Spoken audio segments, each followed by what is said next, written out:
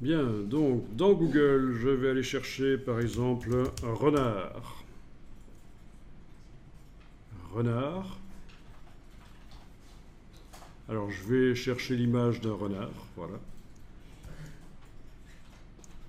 Celui-là a l'air vraiment pourri, celui-là a l'air mieux. Ok. Et je l'enregistre sous le nom renard.jpg. Enfin, si c'est du PNG, vous mettez .png bien sûr. Dans le dossier renard.jpg.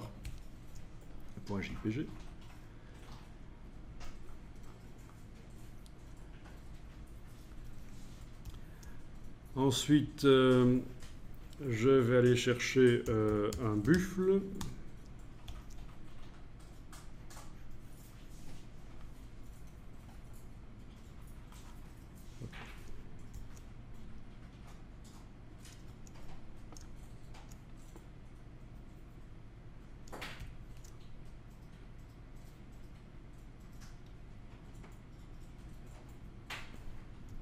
Toujours dans le même dossier, je renomme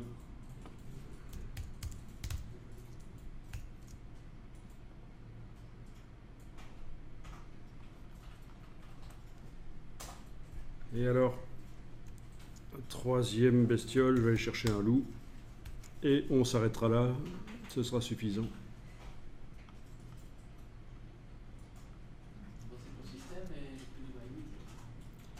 J'ai un écosystème très limité et je ne te permets pas de suggérer que le reste est limité aussi. Pas l'herbivore dedans? Le buffle, hein. À moins qu'il... Mais non, il y a un loup végétarien. Ouais. Oui, c'est pour ça qu'il a l'air mal. Ok, donc j'ai mes trois images. Bien. Alors on va faire un fichier texte. Vous avez un logiciel style WordPad qui est capable d'enregistrer du TXT.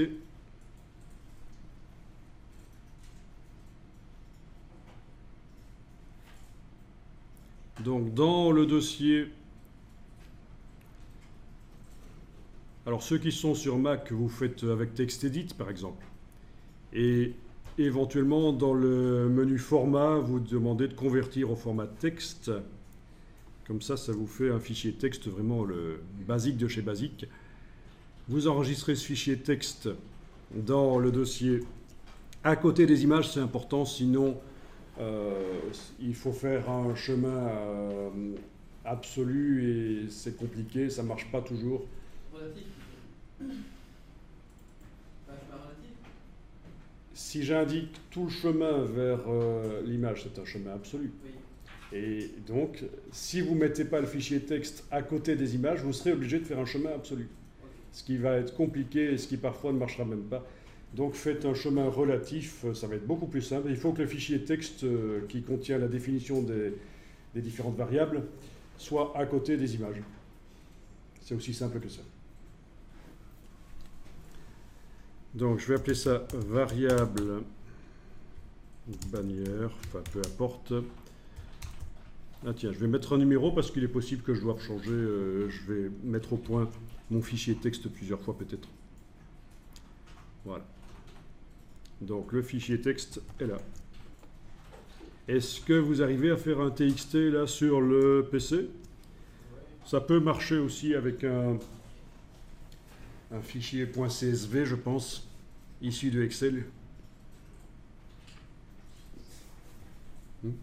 Un fichier avec des données séparées par des virgules, quoi. Un CSV.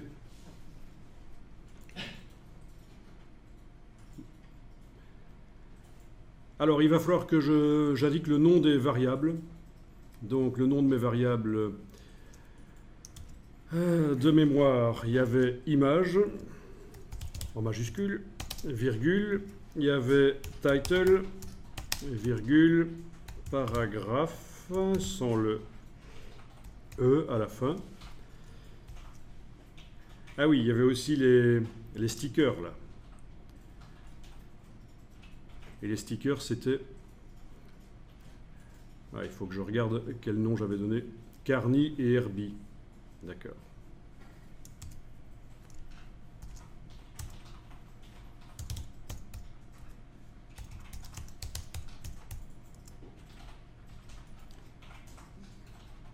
Voilà, ça c'est donc le nom des variables. Je vais à la ligne et là je vais indiquer le nom des images. On va commencer par le loup, loup.jpg, virgule. Alors je pense qu'il faut que le JPG, s'il est en majuscule chez vous, vous le mettez en majuscule.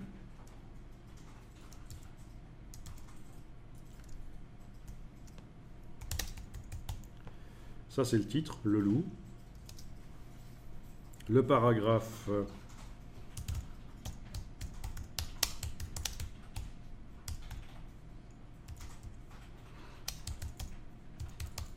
Voilà.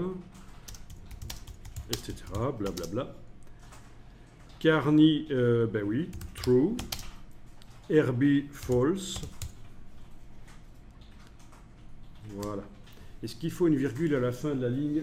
On va voir, hein. Si ça ne marche pas, on changera.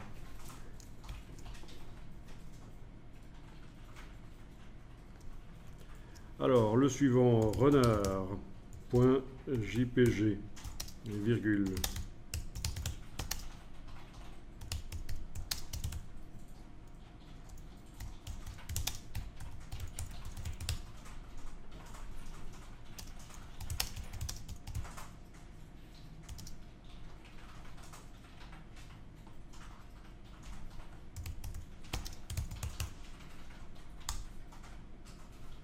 Ensuite, on avait, enfin moi j'avais en tout cas le buffle.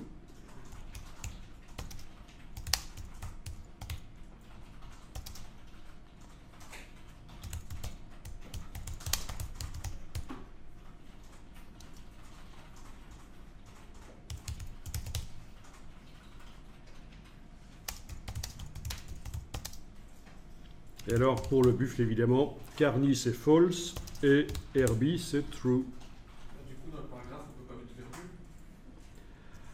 Du coup, dans le paragraphe, on peut pas mettre virgule. Du coup, dans le paragraphe, on ne peut pas mettre de virgule. Ouais, bonne question. Pour mettre la virgule, il y a certainement une solution.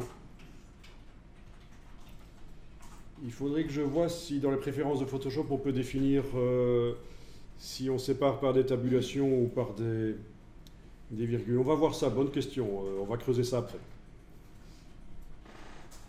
Si on peut définir par quoi, normalement, on va pouvoir définir quand même par quoi on sépare les données. Hein.